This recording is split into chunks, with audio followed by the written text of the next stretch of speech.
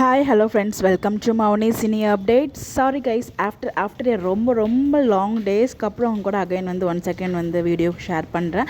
ஒரு சில பர்சனல் ரீசன்ஸ்னால என்னால் ஷேர் பண்ண முடியல. ஸோ இதுக்கப்புறம் மேக்ஸிமம் நான் வந்து வீடியோஸ் அப்டேட்ஸ் எல்லாமே ஷேர் பண்ண ட்ரை பண்ணுறேன். ஸோ மேக்ஸிமம் வந்து ஒரே வீடியோலேயே 2-3 அப்டேட்ஸ்லாம் கொடுக்குற மாதிரி உங்களுக்கு வந்து கவரேஜ் பண்ணி கொடுத்துறேன். ஸோ நிறைய அப்டேட்ஸ் பெண்டிங்கில் இருக்குது. அது எல்லாமே முடிஞ்ச லெவலுக்கு இப்போ ரீசெண்டான அப்டேட்ஸ் எல்லாமே கொடுக்குறேன். பட் இந்த அப்டேட் வந்து பார்த்திங்கன்னா ஸோ நிறைய பேர் ரொம்ப நாளாக எதிர்பார்த்து காத்துட்டு இருந்த அந்த ஒரு தருணம். ஸோ இந்த சீரியல் எப்படா முடியும்னு சொல்லி எல்லாருமே எதிர்பார்த்துட்டு தாங்க. நிறைய டைம் நானே வீடியோ போட்டிருந்தேன்.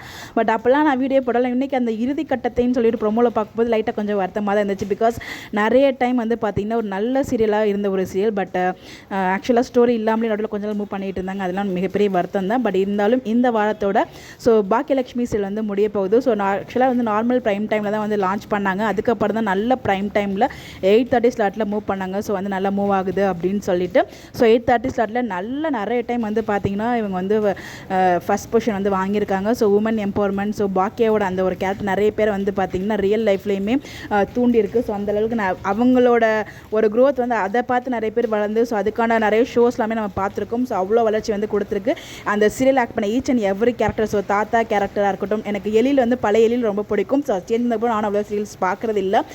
கோபி அவரோட கேரக்டரில் யாராலுமே ரிப்ளேஸ் பண்ண முடியாது. நடுவில் பழனிசாமி சார் அவரும் வந்தார். அவரோட கேரக்டர் என்ன ஆச்சுனே தெரியல. ஒரிஜினல் வெர்ஷனில் வந்து பார்த்திங்கன்னா நம்ம பாக்கியா அவரை மேரேஜ் பண்ணிக்கிற மாதிரி தான் இருக்கும். பட் நம்ம தமிழ் வெர்ஷனில் அந்த மாதிரி கொண்டு போகலாட ஒரு கேரக்டரை பாதியில் நிப்பாட்டிட்டாங்க. இதில் ஒன்று ஒரு ஆச்சரியம் அப்படின்னு பார்த்தீங்கன்னா இந்த ஒரு சீரியல் ஸ்டார்ட் ஆனது வந்து 20 ஜூலை 2020 லான்ச் பண்ணியிருக்காங்க. அது 2020 ஜூலை 27 தான் லான்ச் பண்ணாங்க. ஸோ எனக்கு தெரிஞ்சு இந்த ஒரு சீரியல் வந்து வெள்ளிக்கிழமை என் பண்ண மாட்டாங்க. மேபி சண்டே ஒரு ஸ்பெஷல் எபிசோட் 2 hours டெலிகாஸ்ட் பண்ணிட்டு இருக்காங்க இல்லையா. இந்த வாரம் வந்து சண்டே ஸ்பெஷல் எபிசோட பாக்கியலட்சுமி தான் கொண்டு வருவாங்க.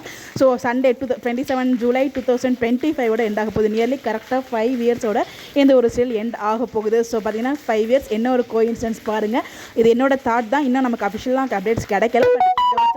அப்டேட் போட்டு கிடச்சிருக்கு.